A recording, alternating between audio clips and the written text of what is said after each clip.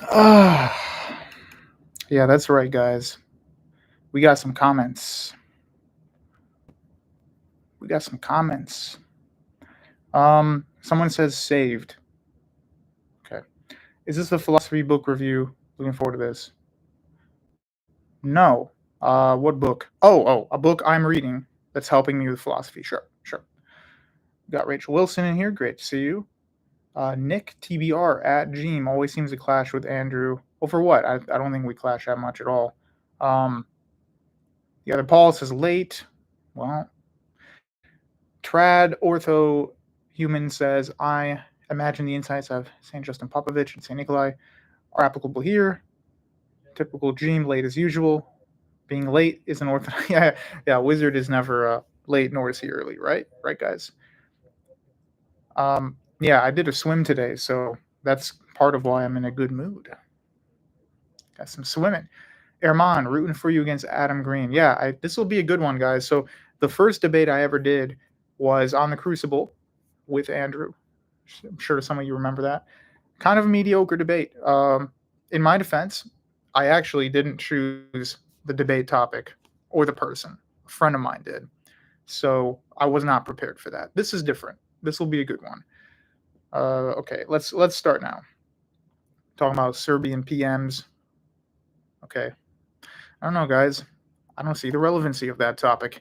So today we're going to get started. Today's topic is the death of the West. Pavle, I'm the exact opposite. I'm a pretty emotional guy, but in streams, I tend to just be maybe a little too cordial, like in some debates. So I'm the opposite. So I'm looking at the wallpaper I made for you guys. That beautiful thumbnail I did. Here we go.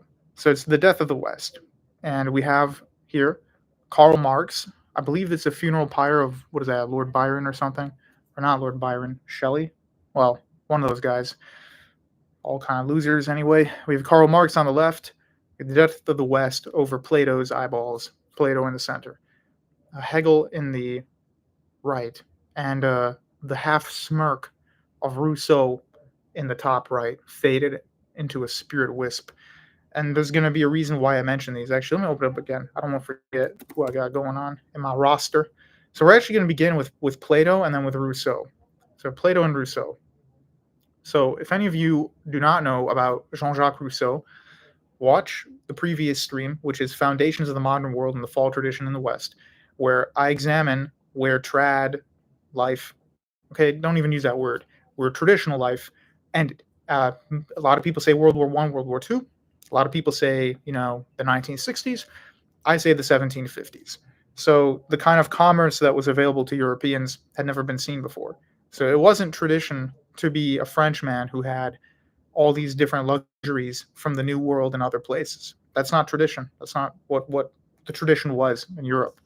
So let me move back a little. I'm a little too close to you guys. Don't like you guys that much. I'm kidding. So that's the destruction of traditional life, was the rise of commerce. Now, Jean-Jacques Rousseau was a kuffar of the highest degree. He mocked Christianity. He disliked Christianity. He didn't think it was part of the way of life that Europeans should strive toward. He wanted people to return to his idealized version of Sparta. So the Spartan lifestyle where you don't have commerce. You don't really have merchandise. People are just citizens. And he said you cannot be an individual and a citizen at the same time. So he was against individualism. Rousseau is kind of the precursor to communism. I mean, the people who follow him foment the French Second Republic, okay? And then the horrific terror that takes over after that. Like 18 or so thousand people were slaughtered by guillotine. I mean, that's not quick. That's not like dropping a nuke somewhere and you kill 100 grand. But when you have to actually kill 18,000 people, and it's all political, and you have to choose who you're going to kill, it's different than war. So 18 is actually a significant number of death there. In any event, Rousseau is kind of the beginning of this, and Rousseau is almost a rejection of the real Enlightenment. Okay, the Enlightenment was not the Renaissance. There's a difference. The Enlightenment was more Aristotelian, kind of an Aristotelian empiricist look at the world. So we don't need mysticism, we don't need religion, we don't need Platonism, really. Let's just be extremely empirical. And that's what the Enlightenment was. That followed from the Renaissance. The Renaissance was the rediscovery of Platonism in Europe. So we went, I showed everyone the diagram last time. We went from early Christianity with a Neoplatonic twinge into, now we're looking at Western Europe, Middle Ages Catholicism, which is 100% Aristotelian scholasticism. Then we have the Renaissance, which brings back Platonism. Then we have the Enlightenment, which is a harsh rejection of Platonism. And then you have Rousseau, who returns us to Platonism. Now, the issue with Plato is he did not really believe in private property. He thought that commerce was one of the big evils of this world. So it's not hard to see how somebody like that could lean into the idea of communism. He also said that he believed in authoritarianism. If you actually read what he has to say about economics and how a government should grow, he doesn't believe in super individuality. That was more of an Aristotle idea. And so Rousseau is the one who kind of embodies Platonism. And there are a lot of people in England who called him a lunatic modern French version of Socrates for the proper reason. He emulated Socrates, and he was an incarnation of Plato. It's not saying that Platonism is always bad, but there are dangers to going too far into philosophy. I think the West died because it went too far into philosophy. Whether it's Aristotle, Socrates, Pythagoras, Plato, Plotinus, everything went too far. It was divorced from real religion. So in my opinion, you can have your philosophy and stuff. Give me a second. You can have philosophy, but you cannot have it without religion, because then it just becomes a madness. It's just people speculating on how to make the world better. So Rousseau and the Rousseauians, as they're called, followed the idea of Platonic utopia. They thought they could change the world for the better and it had to be a perfect society. As we saw with the French Second Republic, it turned out to be a bloodbath. It was a disaster. It was anarchy. So these ideas of utopia always come back to bite the people who actually fomented them. Here's some examples. The original revolutionaries in France ended up all being killed by the revolutionaries because it just became madness. You're just killing anybody because the most extreme dissidents of the revolution already fled, and the middle class had already been punished. So the only people to take it out on were people who actually fomented the revolution. Even with communism, look at Lenin. Okay, Lenin dies in a horrible state of agony, and his dream of making communism an eternal global reality, a revolution that never ends, is stopped by Stalin. Stalin kills, he exiles and then assassinates Trotsky, takes over the Soviet Party, and establishes what some people rightly call a kind of civic Bolshevism. So he's not a communist left-wing revolutionary. He is rather, as he said to his own mother when writing a letter, Stalin said, "I'm like a red czar." I mean, this is exactly what he did. He did exactly what the czars were doing, but he's an atheist and an empiricist, etc. So that's the logical conclusion of that. Now that you have a background into where Platonism came from, where Rousseau's ideas came from, how we got to secularism and the revolution, now we can launch into why I think the West died a long time ago, and I don't really think it's coming back. Now, before I get into that, let's have some nuance. There are things the West does today that does better than any other civilizations in the world. That's true. We do have independence. We do have freedom. I'm allowed to talk here to you guys on an HD laptop, and I can do whatever I want. And for the most part, nobody really cares unless I say something really offensive. So there are benefits to it. There's not a drag on the West. In fact, it's more of a sorrowful, pessimistic look at history. I would love for the West to be the idealized fantasy version that so many right-wing people seem to lean on. I just don't think it exists anymore. I think it's over. So that's going to be what this is about. Now, let's get into some of the comments, and then we're going to explain my theory and some of the we're going to talk about naturalism, the resurgence of Neoplatonism, humanism, ideas like that so many liberals seem to claim onto. That's probably why the Bible says not to waste pearls on pigs. Some will never get it. Okay. What's up, my Giga Chads? David says, Gene, you said solipsism is an error. What would be the best argument against it? Basically just, first of all, thank God that you are okay and you survived your accident. I really don't, I'm happy you made the stream, but I don't want you to think like you got to climb out of a car wreck just to make my stream. If you got to rest. But the best argument using solipsism is an argument against overt empiricism. So everything can't all be empirical because of the heresy or fallacy of solipsism. It's not really a fallacy, but it's a metaphysical issue. And how can you know that what you're learning empirically is correct if everything hinges on another empirical argument? So it's essentially could all just be in your brain. It might not be real. Gene, what's your opinion about Jay Dyer? I would say, he has increased the scene of orthodoxy. He's the reason people even talk about orthodoxy online. So for all the people who have issues with Jay and they say, oh, I don't like how he does this kind of theology, I don't like his attitude. What he has done is he's made orthodoxy a parlance in the West where it wasn't before. It used to be, the West's best kept secret. It's not anymore. And so we have Jay to thank for that, for making it popular. Okay, final one, Gene. Isn't theosis similar to Neoplatonism? No, it uses Platonic, not Neoplatonic, Platonic language, but you don't have to use the Greek word theosis to describe it. This is how Greeks describe it. The Copts call it theopoiesis, so it's not necessarily a Platonic idea in itself. All right, now, and then Ibrahim, we're going to answer your comment as well after. Let's go on to why the West died. So as I explained, the French Revolution hinges on Rousseau. Rousseau hinges on the resurgence of Platonism as an overreaction to Enlightenment Aristotelian empiricism. All of this stuff comes from philosophy, and that's exactly my point. I think the West overexhausted itself in philosophy. I don't know if it's because everybody was so geographically close yet diverse, so there were so many different opinions, or because of the failure of the Catholic Church to stamp down on the rise of secularism and critique, or perhaps an obsession with living inside your brain and over-intellectualism. But any of these reasons combined are why the West fell. An over-reliance on philosophy to dictate what men should do with their lives. And as Deuteronomy 29:29 says, they were not satisfied with what God had revealed to them. They needed to know everything, even the worst things, even things a human being shouldn't know.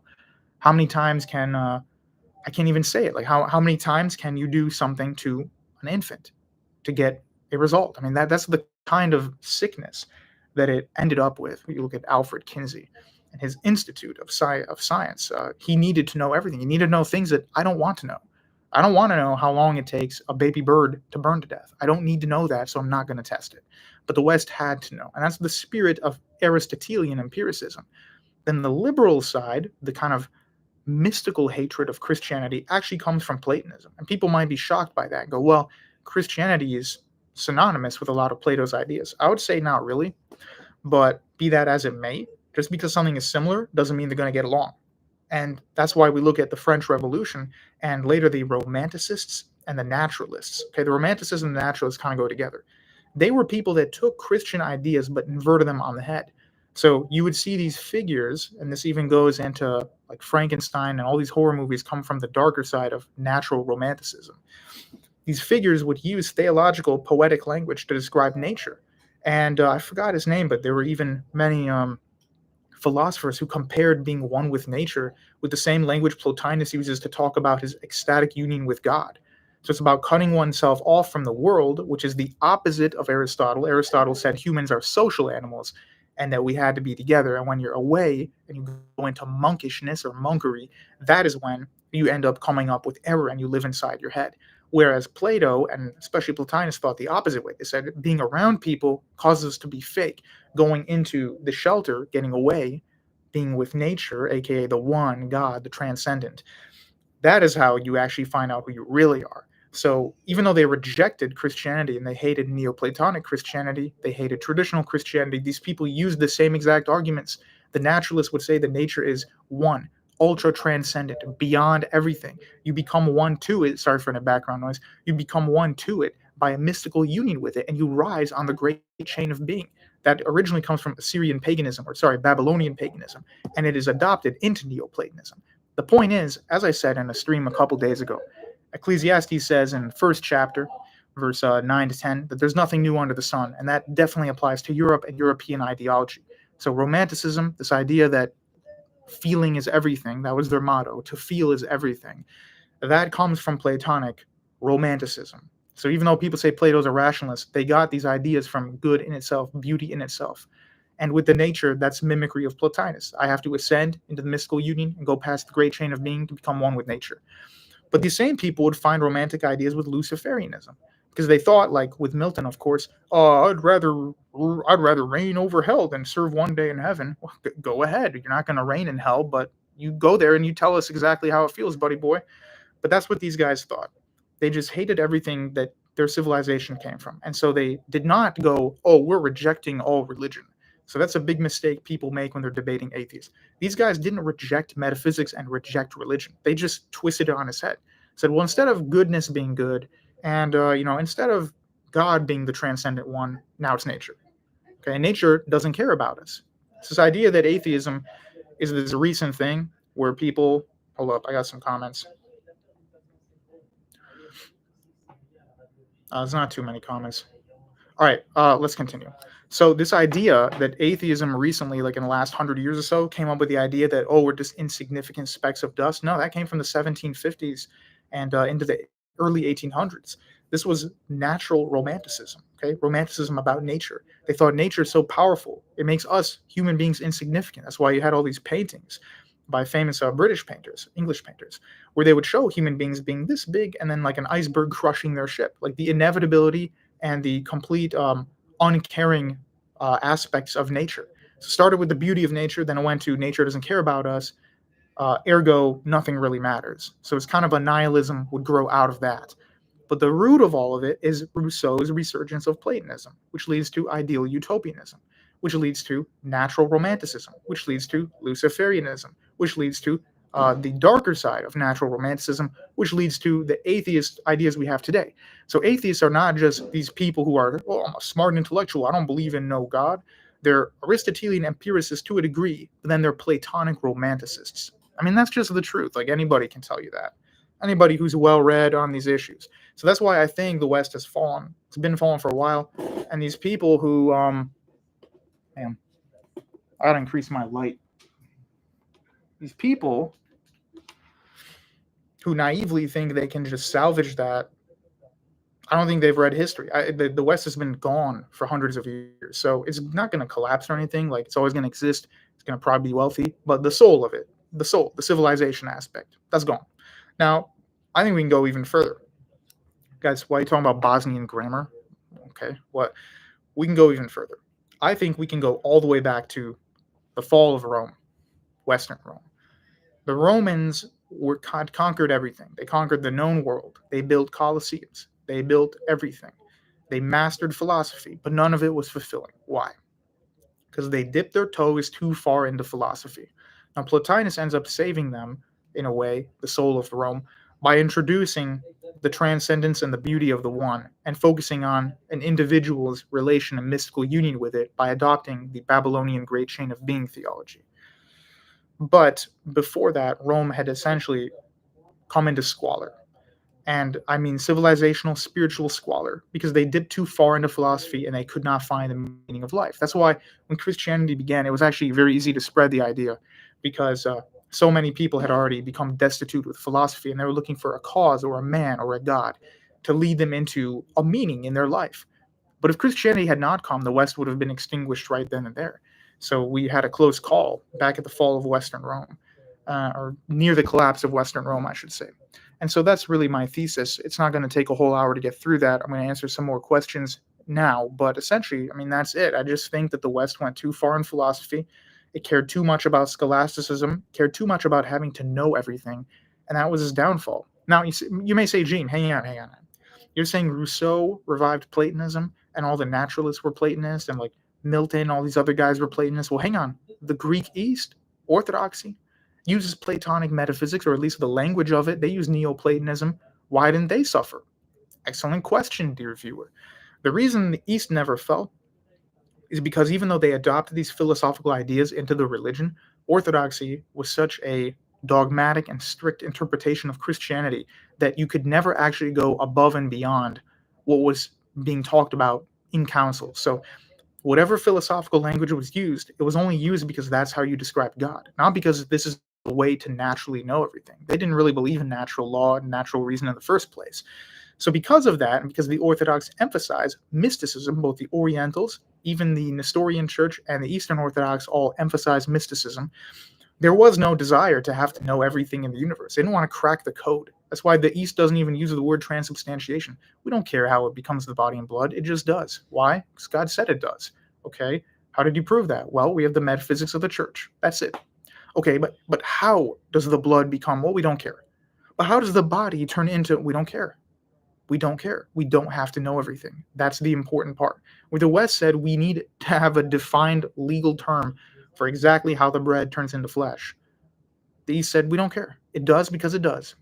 That's it. And you may say, well, it's a non-answer. But that's the whole point of Orthodoxy. It's not a suppositional religion. Now, we can debate people and say, yeah, our path is better than yours. We prove the truth that way, but truth is not just something that God says is true, it's embodied by God. So Christ is the truth. That's it. So we don't need to appeal to an outside truth. There's no, here's the religion, and then outside, here's the natural reason, and we have to make these two go together. Orthodoxy doesn't believe in that. Neither do the Orientals, for the most part, or the Nestorian Church. So that's why it never fell. For those two reasons, they never went above and beyond what the philosophy was. Now, you'll find some exceptions to that. As the secularism was palpably strong in the West, people in Central Europe would do the very same. Central Europe was the bridge between both. So a lot of people would get influenced by these ideas, but that really doesn't come to its true fruition until shortly before World War I. So for 90% of history, the Orthodox East was really not having to deal with the kind of philosophical, social anxiety that the West was. That's why I would say, well, if you're saying all this Platonism stuff causes this, yeah, because the West had to know everything. The East didn't need to know everything. They're comfortable just knowing what God gave to us and focusing on religion and spirituality, not dogmatically describing everything that occurs in existence. So that's why I think that those things were different.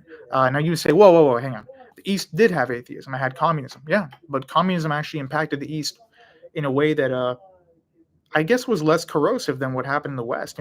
It's not just because commerce is bad, even though Rousseau was correct about that. The soul of the West had to know everything.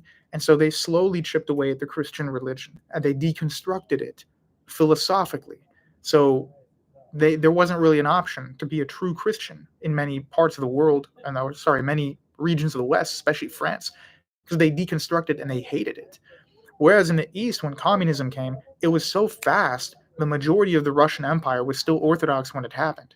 So they were forced not to be religious just by brute force. I mean, that was it. They never deconstructed Christ into becoming an atheist version of Christ. There was never a secular, romantic, Renaissance version of Christ. There was just the Christ of the Bible and of the church. That was it. Then when communism came, okay, now you don't have Christ. Oh, that was it. But there was no deconstruction of him. So in a way, communism, filthy as it was, turned out to be a little better for the East than what happened in the West, at least spiritually. Because you either had Christ or you didn't. There wasn't a fake Christ. There was nothing, communist atheism, authoritarianism, or there was religion, orthodoxy. Those are the only options.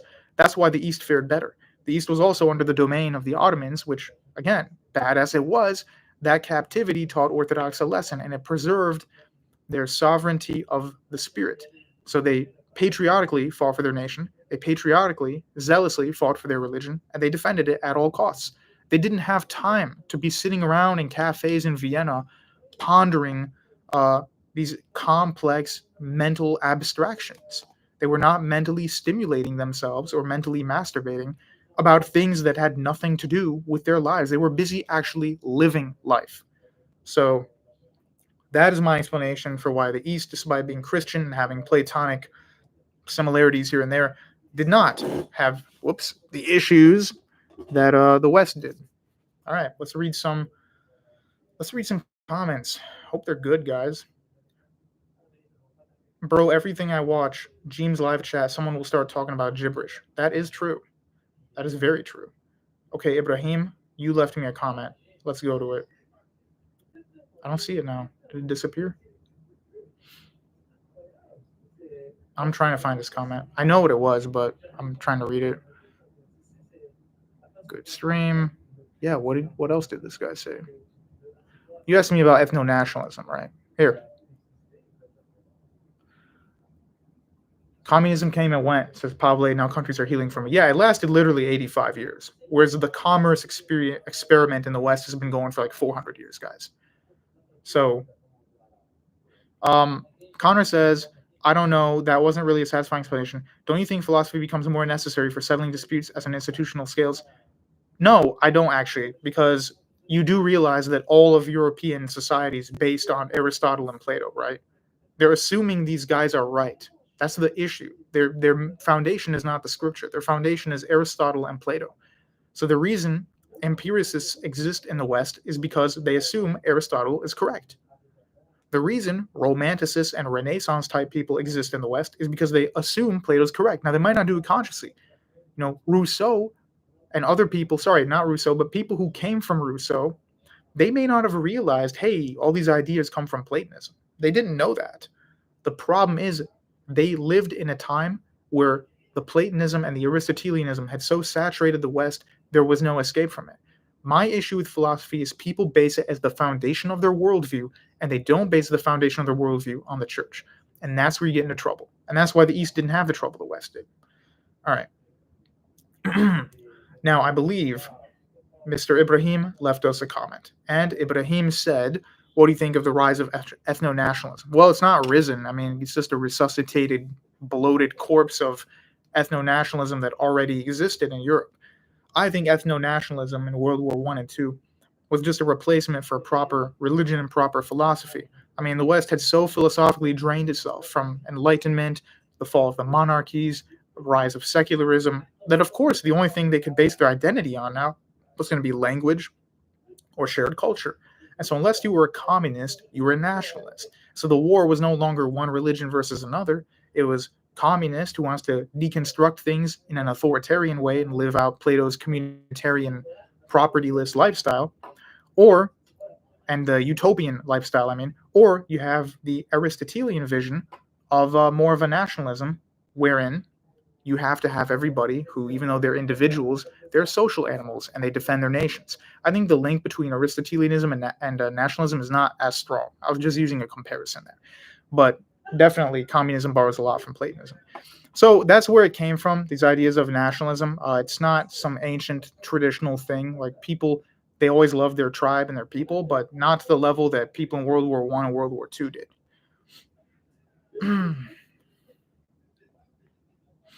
The dude, why do you think Christianity's fall in the West was growing in Africa and Asia? Well, the dude, I already answered that. It's the whole point of this entire stream. The West fall not because they disproved Christianity, because they deconstructed their soul. There was nothing left for them. They're not satisfied with it. They hate it. The reason these other places are growing is because they have not been touched by the poison of over-philosophy. So they don't have to deal with that. They just accept the religion as it is, and they don't pry too much into it. Now, an atheist could see what I just said and go, oh, you're denying knowledge. No, I'm not. But you base all knowledge on supposition. And if your supposition is that everything's wrong because we're going to base everything on Plato and Aristotle, then yeah, no matter what I say, you're not going to be convinced by Christianity. It doesn't matter. It's a problem of hardening your heart. So that's the issue. That's definitely the issue. Whereas with Africa, Asia, and other places, it has nothing to do with IQ or race. It just has to do with the fact that the culture doesn't question everything, and they don't need to deconstruct themselves. In a way, it's good that Christianity's new in some places. There's been no time for them to sit around pondering. Of course, they don't have the luxury to do what Europeans did, which was sit around in cafes pondering the meaning of life, and thus they're able to simply live the faith, which is exactly what the Bible tells you to do. Landon Lau says, or Low, X8 nationalism is normal and natural to an extent. Yeah, I didn't say you have to be racially universalist necessarily. You could definitely defend your own people, but it shouldn't be the driving ideology. There are people of the exact same race in Africa who are killing each other over religion today. So, spirit is thicker than blood. It's kind of like Dawkins' cultural Christianity. You just assume the values at a certain point without the base. Exactly. Said command says, Jim, is there any connection you're aware of between Chileism and Rousseau? You mentioned ideal utopianism coming out of him. I remember Sarah from Rose laying out on Joachim of Fiore. Yeah. So Joachim of Fiore definitely also talks about this utopianism because he has different ages for mankind. So he believes that there's a certain age where, you're in the age of the Father, age of the Son, age of the Holy Spirit, and that people actually evolve.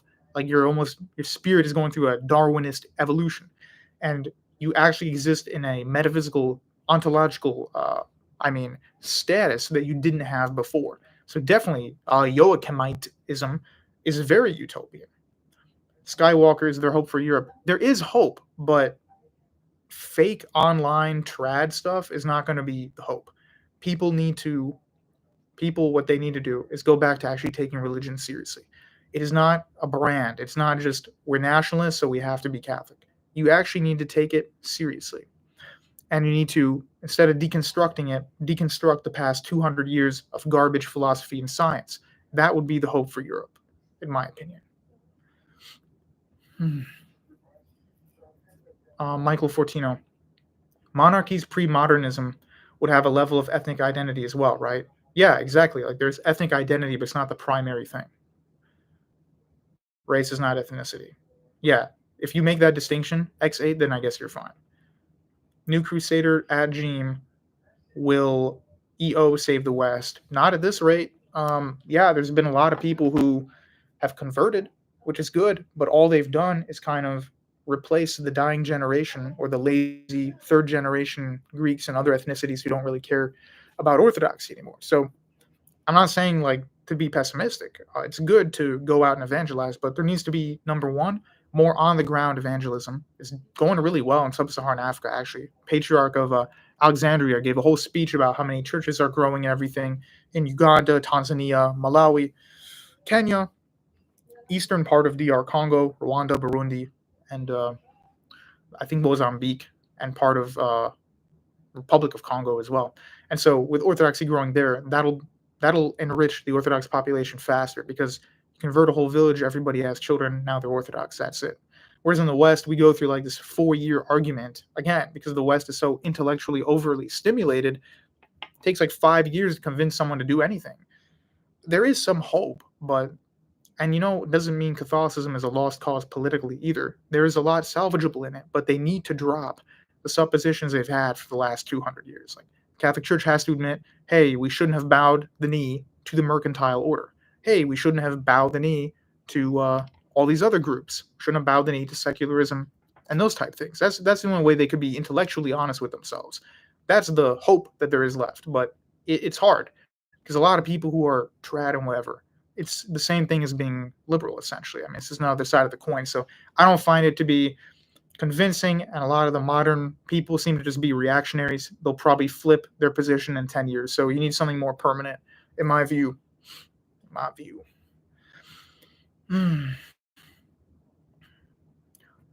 Ibrahim says, Ajim, don't you think it is better for reviving Christian, consider the Christian part of their national... They can, yeah. I'm just saying that the nationalist movement shouldn't be the primary thing. That's why nationalism is a big problem in the Islamic world, too. I'm sure I don't need to tell you that. Nationalism is the primary ideology in Egypt today, not Islamism. Nationalism is the primary ideology in most of Syria, primary ideology in Iran, primary ideology in, Pakistan is a mixed case. It's still very, very much Islamist, you could say, but it's also very nationalist. So they have a big problem with nationalism in the Islamic world, for sure. So like there needs to be tempered by something. You need to have a suppositional truth that you, or not even suppositional, just some kind of lived truth that you base all that on before you just say, yeah, our identity is being Egyptian. Like, what is that? What does that mean? What is it based on? The New Crusader says, what about trad Catholicism? I mean, even Novus Ordo would be fine. Like, the original Novus Ordo wasn't supposed to be a circus. Okay, they could fix it. I'm saying they don't want to because they're, sorry, unnamed. I'll go back and see what you said. They don't want to. It has nothing to do with could they. Everybody, we have the means to fix whatever we want. People don't want to because they don't view their priorities properly. And that's all because of the shattered mind of the West. Okay. Yeah, it would take a lot of time. Jim, wonder how African East Orthodoxy liturgy would be like. Yeah, look up. Here, I'll give you. Hold up. I'll find it for you right now. Actually, it's a great. Here. On present. Okay. Can you guys see? Yeah, this page right here. This is all about it. Orthodox Church in Uganda, Kenya, etc. So go check out that channel if you're curious. That's EO. Anyway, let's go back to unnamed. Had some kind of a thing. Question? I don't know. It doesn't load all of them. Maybe if you could retype it. It doesn't load all the questions for me sometimes. Yeah, unnamed. Give us a question if you could. Nubras says, Jim, hello. Okay. Yeah, the bottom half of Africa is 700 million Christians. It's 615 or so. But, yeah, I mean, I did a map on this stuff. Let me see if I can load it. Give me a second.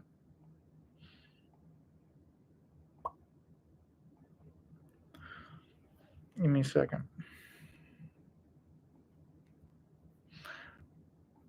All right.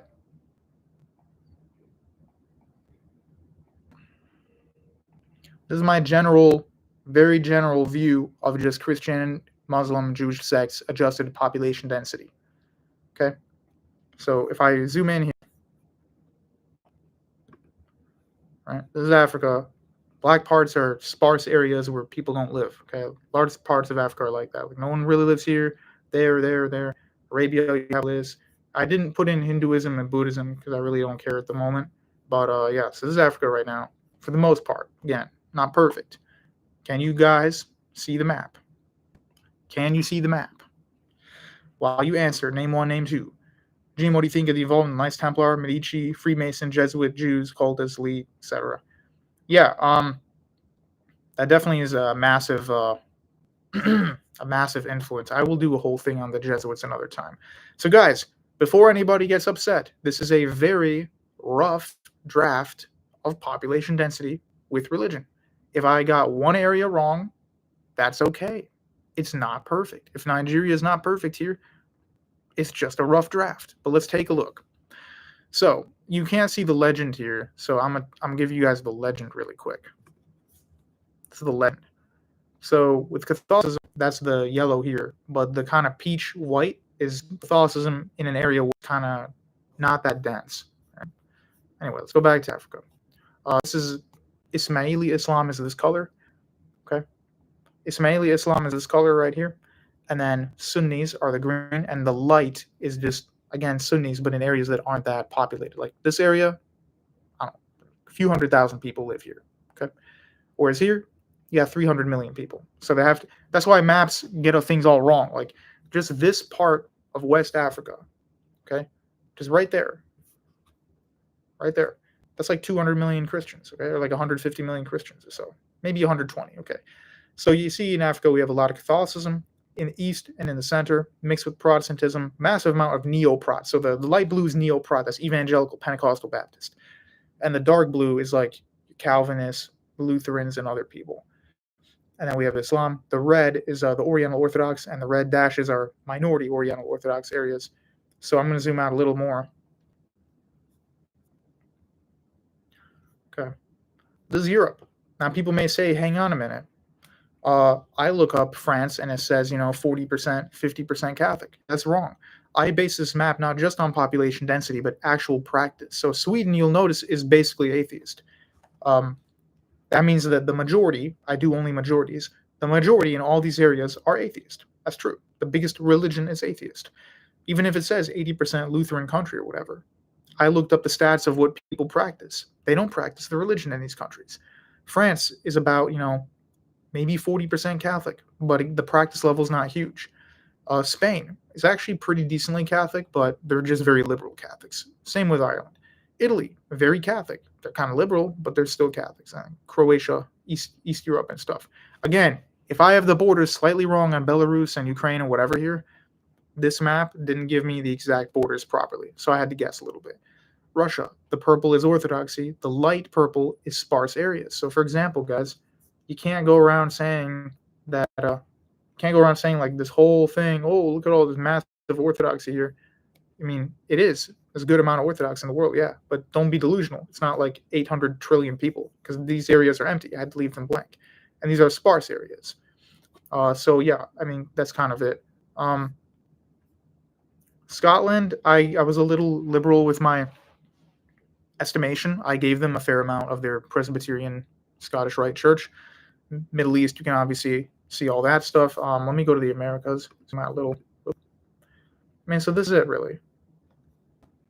We can see that there's a massive number of neo-Protestants in the world, massive number of Catholics in the world, good amount of Eastern Orthodox. There could be more, huge amount of Muslims in the world. And yeah, so now you can kind of see that. I think it's a decent map. All right. I heard the New Crusader. At Gene, I heard Russia low Christmas mass attendance. Yeah, I heard that too, but I don't really know what to make of that. Technically, they say about 60% of Russia is actually Orthodox. So it's the majority, but 60% is Orthodox, but not the whole country. And so of that 60, probably grand total of 40% are really serious about it. Russia is a recovering nation. It's not a Orthodox Tsar country yet. Gene, have you checked verse 17 of Surat al-Anbiya, the prophets, and the polytheistic presupposition that the verse is mined with exposed interpretation by al-Tabari? I don't know. I'll have to check that out. I have not checked it out yet. You guys talking in Serbian or something? What's going on with that? Yeah, there are a lot of mega churches in Seoul, Vigil, but I still looked it up, and they're minority. So when I have the map and I show you a place where it's majority gray, it doesn't mean it's 100% atheist, but it means the majority in every government is atheist. That's true. So for Korea, there are a lot of mega churches, but not everybody goes to those. There's a massive amount of atheists. I'd say Korea, North Korea definitely. South Korea is almost as atheist as China, because China has a lot of weird superstitious stuff. They're not really, not really like atheist guys. That's not really like, that's not science, what they're doing over there. All right, we're going to end the stream in a few moments. I think that was a smashing success, and my pessimism of the West, I think, is the most realistic opinion you'll get about it without grifting for anything. Dr. Martinez, Russia is still recovering from forced, well, it wasn't secularism, it was just atheism, which is why I think the East has a better trajectory if they fix some of their other problems than the West, because their issues are very simple. They had communism, they have a low birth rate now, they had high amounts of abortion and other things. But like that, those are basic problems. It's not like degradation of the soul like what happened in the West. Yeah. Greetings from a Tunisian convert. You earned a subscription, brother in Christ. Well, thank you very much. I know that there are some converts in North Africa, so good to see you, and good to have you on the channel. As for Indian Christianity, no, I don't think Christianity is going to convert India. India doesn't look very large, but it has an enormous population. Enormous, okay? Guys, like massively enormous. And they're not going to do that anytime soon, but if the Orientals team up with the Neoprots, they can at least increase. The fact that there are so many people in India who haven't really heard of anything, like the rural parts, there's still hundreds of millions. It's a good place for people to start. Jim, instead of you having mods, you need gibberish moderation control. Yeah, I'm going to make some more people mods. If you want to be a moderator, let me know. In fact, I have an old friend here, Emilian. He's been friend forever. Guess what? Now you're a moderator. You don't have to do anything. Let me say, can manage block room. Yeah, we'll do standard. Emilian, you're now going to become a moderator. You don't have to do it if you don't want to. I'm just giving it to you because you're a good friend. Okay, I'm heading out, guys. I think that was a good stream. I might not do. Oh yeah, tomorrow I'm going to have Mr. Kyle on the channel. We got a lot of things to discuss, so it'll be a stream. Emilian is Serbian, by the way. So, all right, see you guys.